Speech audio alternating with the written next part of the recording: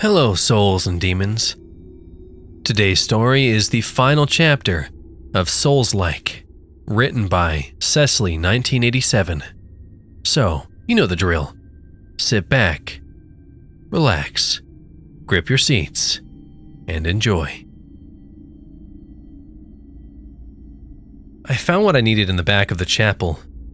I had to kill the 3 guys again and search further back behind the podium. I found a dirty red gas container sloshing around about half full. It wasn't enough, but it was a start. I had to backtrack back to the graveyard. When I had first come through the graveyard, I had ignored the shed at the corner of the property. I saw it was guarded by a creepy guy hunched over, eating something. The first time I had come through, I focused on the giant angel statue where multiple baddies guarded the key to the cellar. But now I was back at the shed looking for what I needed. The hunched over man took a crossbolt to the back. The creature stood up and spun to face me. That's when I realized I was wrong. It was a woman. A saggy, balding woman. She ran towards me with blood and spittle foaming out of her mouth. She was eating a possum. The sight of her ugliness sent me reeling back. But she latched onto me and took a bite out of my shoulder. I stabbed her repeatedly in the gut with my K-bar. After a good minute of thrashing and kicking and scratching, she fell off of me dead. I was bloodied and beaten. She had been a tough one. Whatever she was guarding better be worth it. I kicked open the shed door with my knife, raised to stab. It was a dusty shed covered with cobwebs, boxes of crap everywhere. I started searching and I came across 2 treasures. One was a machete, sharp and slick with oil, and the other was a can full of lighter fluid. I stored it in my knapsack and looped the machete in my belt. I was briskly walking back to the chapel to drop off my loot. I exited the graveyard's gates to see a familiar figure, the giant. I brandished my new machete in front of me. Time to try out my fancy new weapon. I let out a haggard cough that doubles me over. I threw up on the ground. My whole body was shaking and I broke out in a cold sweat. Oh God, the woman had poisoned me. The giant saw this and began stalking towards me with his massive shovel. A deep chuckle emitted as a rumble from his throat. I wasn't going to let this monster have his way with me in my weakened state. I fired my crossbow into his crotch.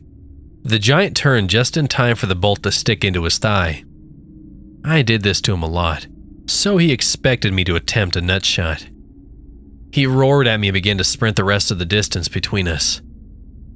I pulled out my K-bar and ran it across my neck. I fell to my knees as my lifeblood flowed out of me. The giant was upon me, his shovel raised to cave my head in. But he froze as I entered the smoky purgatory. I could again breathe and the bleeding stopped. I turned to see the devil standing behind me, looking disappointed. "Are you going to start killing yourself every time your nemesis shows up?" he asked. "No, I'm just not going to let him butcher me when I'm half dead already," I said back.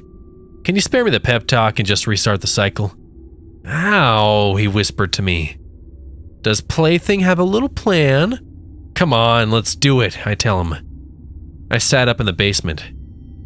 I was nervous. I have been working on my plans for hundreds of cycles.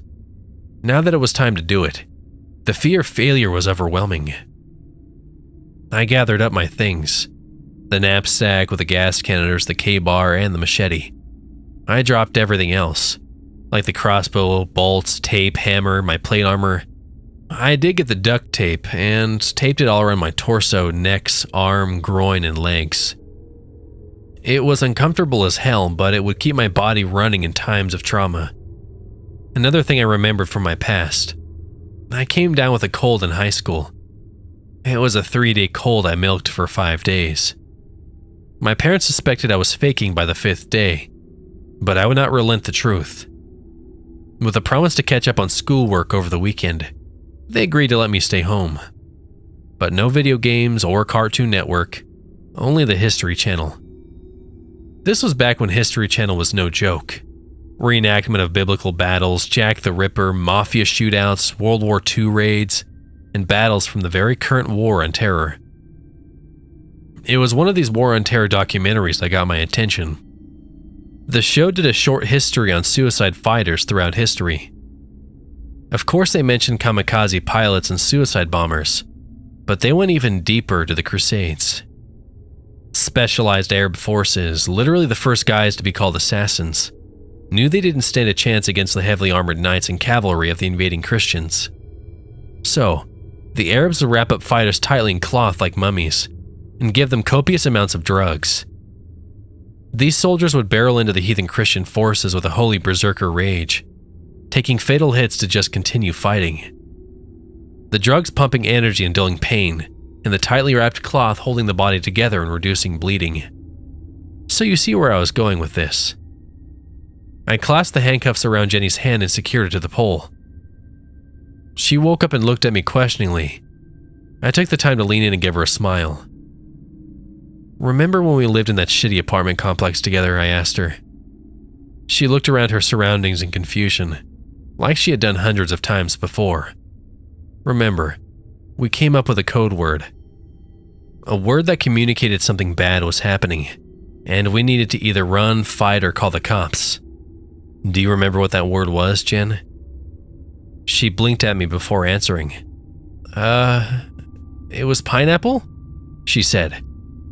"We would say something about pineapples." I smiled again and caressed her face. "That's right, babe. This is definitely a pineapple situation. I'll explain everything to you when we get out of here. I love you." And with that, I left through the secret passage out into the night.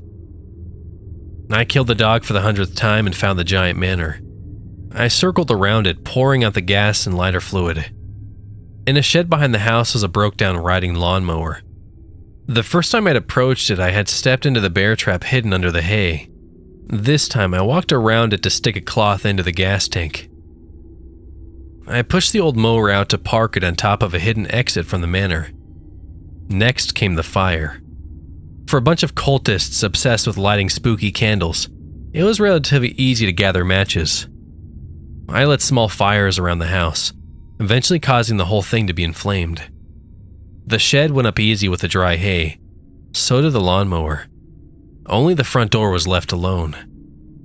Now I waited by the Scarlet Gate. The brick wall around the property stood 10 feet high, electrified razor wire at the top. The doors to freedom were ornately carved obsidian double doors, with melting demon faces and those mind-numbing symbols. A giant scarlet circle sat in the middle with a keyhole in the center. I sat down by it and watched the manor burn in the distance. Nobody left the building. Those inside stayed to burn alive. That's how committed they were to the game. I learned this from trying to coax them out of their designated zones on many occasions. And here he comes, the limping giant, his left leg bleeding and mangled. It seems somebody put the bear trap by the front door for the giant to step into while he was trying to escape the flames. As he got within 30 feet, I stood up to face him, unsheathing my machete. I fished a small vial out of my pocket. The cultists in the manor would snort this before running at me like maniacs. Remember my suicide mummy plan? I popped the cork off the vial and slammed the thing down my nose. I felt a million stars of electricity rush throughout my body. It felt warm. I felt good. I felt alive. I quickly drew the flintlock pistol and aimed at his groin. He put his hands down to cover himself, and I aimed upwards to shoot him in the face. A small hole appeared in the plastic covering in his face. He sucked in and out wetly as blood filled the sack.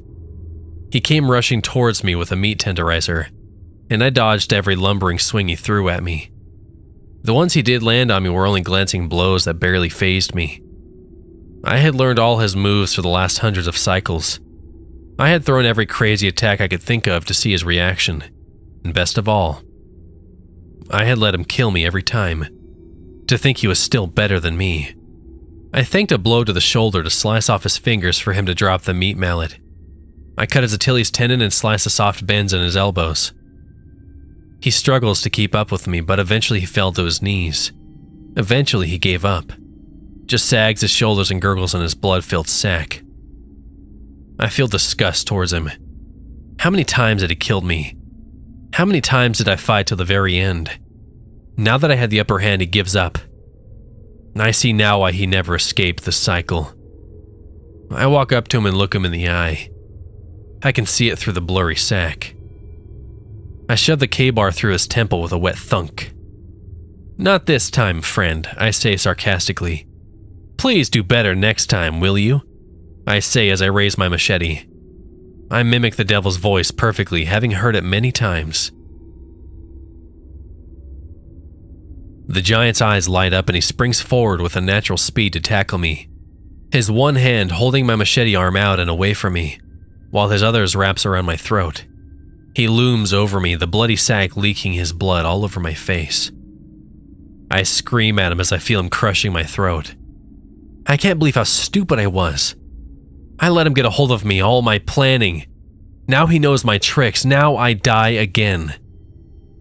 Something hits the giant from the side. He grunts and loosens his grip.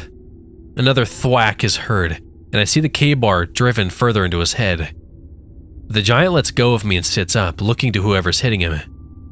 And I see her, Jenny, scared to death and screaming at him. She swings again with the hammer and he catches her arm. I sit up and swing my machete with all my strength to embed the blade right into his face. The giant let go of Jenny and she delivered a final blow into the giant's eye. The giant topples backwards and thumped to the ground. I stared at the giant and then Jenny. How did she get here? She didn't have the cuffs on. She looked at me furious. "You don't say pineapple and then leave me, asshole," she screamed at me. I couldn't help but smile. She must have found the handcuff key and all the junk I left.